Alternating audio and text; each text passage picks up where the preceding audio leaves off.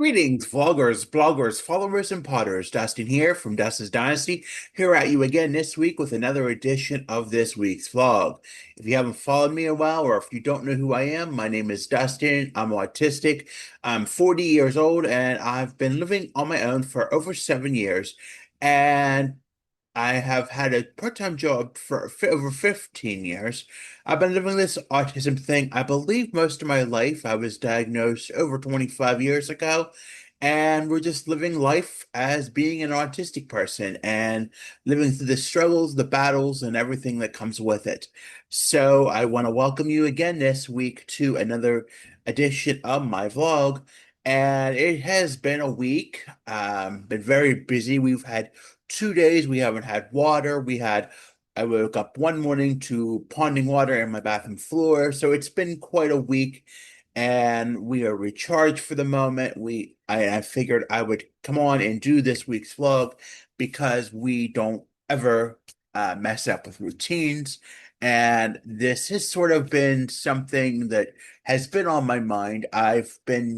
So September starts with S, and I've been thinking, well, let's do topics that start with S that really, I guess, hit home, I would say, or things that I have seen over the years that sort of hit the spot with me. And last week we talked about suicide prevention, but this week I want to talk about safely stimming. And if you're not been new to the autism world, stimming is more of a soothing technique. You know, it helps individuals on the spectrum kind of calm and regulate themselves. Um, I think when it comes to living life as an autistic person who has to navigate the many realms of life, we have to understand that of what norms are expected of us, what is expected of us, how we react to things, how we behave to things, how we condone ourselves in public. And I think for me, I don't think I ever realized that until last year when I had a relapse and didn't understand this one medication that I was taking, and it had been a battle for a very long time, but I had not understand the value of it or why it was in place. And I know everybody has their beliefs about medication and autism and whether it helps or doesn't. And, through somebody else's eyes, I was able to see and understand, how that helps me regulate myself and, keep under control. And one of the biggest parts of that was noticing that my stimming was out of control when I was not on this medication to help me navigate life as I needed to in the outside world. Now, granted, stimming has its own beliefs, understandings, so on and so forth.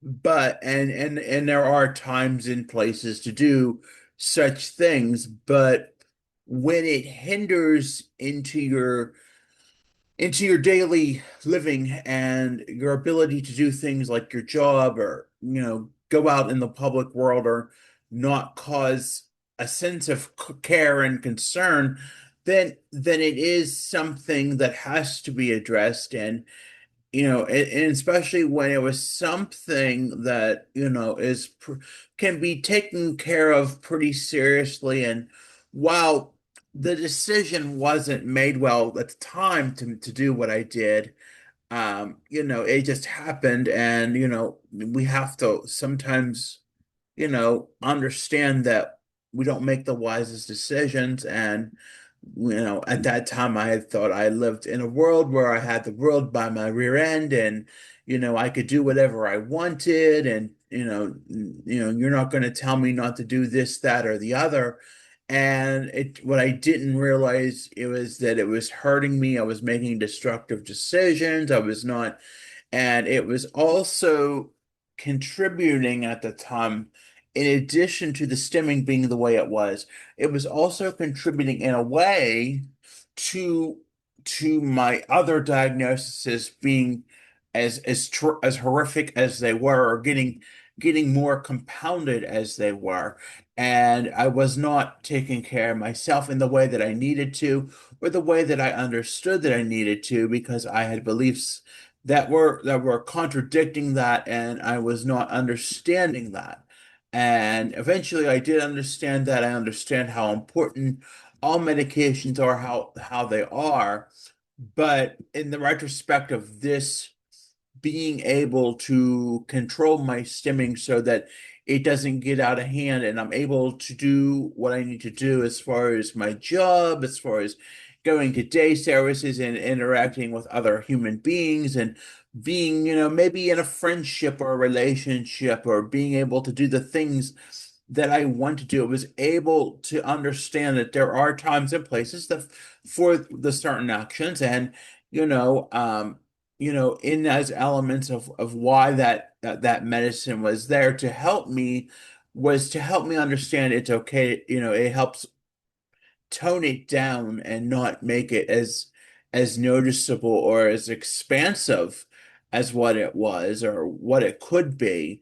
And where it drew concern with others, and now I realize that, and I realize, if I want to stim at home, for example, that's okay, because nobody's here to judge me. I can do what I want, I can do what I please. I do what I need to do to make myself feel comfortable in my own element. However, that medicine is intended to help keep things calm and keep things understandable, and make me function in the world. Even though there are other things that it helps beside the stimming, just knowing that it helps, in that regard, and keeps that under control. So that it isn't getting out of control, and not allowing itself to boil where others, notice things, and that it's not, that I'm not becoming out of control. I think there is also a part, where there is restraint that is shown within myself, when I want to and have the ability to, and the medicine helps me do that. But, there's times when, it's okay and it's acceptable to stim, and, if as long as it's done in a safe and healthy manner, then yeah, I can do it. And there's not going to be, when I know there's going to be no judgment, or no misunderstandings, or no criticism. I think that's the hard part. And I think that's the hard part too of being an autistic person. We always feel that we are under a microscope, or we are being judged for being who we are. And and the way that we carry ourselves as an autistic person. And you know when we push so much, when we're shifting the narrative from autism awareness to more acceptance, it's not so much making us aware of the things that we need to be able to cope with. Maybe not everybody is on the same way of being able to control their stimming, or what have you. And maybe that narrative is like, okay, well, this is what they do.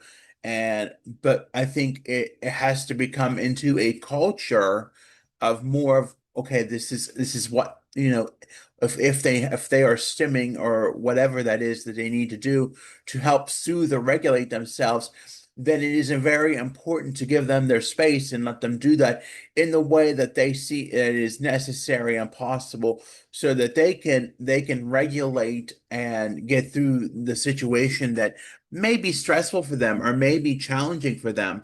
I think also, we talk about a lot, and I know a lot of people, that I had been involved with over the years, had not understood, the need to educate, like law enforcement and first responders, those sort of, and people who come into contact with autistic people who are at their worst, you know, and helping them, understand it, what stimming is and how it helps them soothe. But in the world of, being in an autistic person's mind, or the way that it is perceived among a law enforcement official or a first responder is that they're acting, people with autism or autistic people are acting sort of suspicious or scary or, or causing concern to others. And, the reaction from law enforcement, first responders, so on and so forth, may not be in the most healthy and conducive environment that can help us as autistic people be able to bring ourselves together and learn how to cope in our own way. Now, granted, there are many initiatives out there that are helping the law enforcement, first responders, etc. Be educated on how on whether or not we fall into the plethora of the spectrum, but it's not always, in those moments is somebody, often blogs about, when you're in the moments and you're under pressure, those skills that you work so hard to know how to do, to learn how to identify, to learn how to so on and so forth, you lose them the first. And the only thing you can often think about is helping getting yourself regulated or expressing what you as a person feels that needs to be taken care of, and that may not be taken under under advisement or understanding by the law enforcement officer, first responder, etc., or the person in the community. And when they are trying to help and maybe they don't know what's going on, maybe, they don't know what's needed because they're not educated or not aware of what is the issue at hand, what is, needs to be, what can they do to help the individual. And sometimes it is letting them stim and let them be and let them do their thing in an appropriate, safe fashion that can be done without causing harm or concern to themselves or others.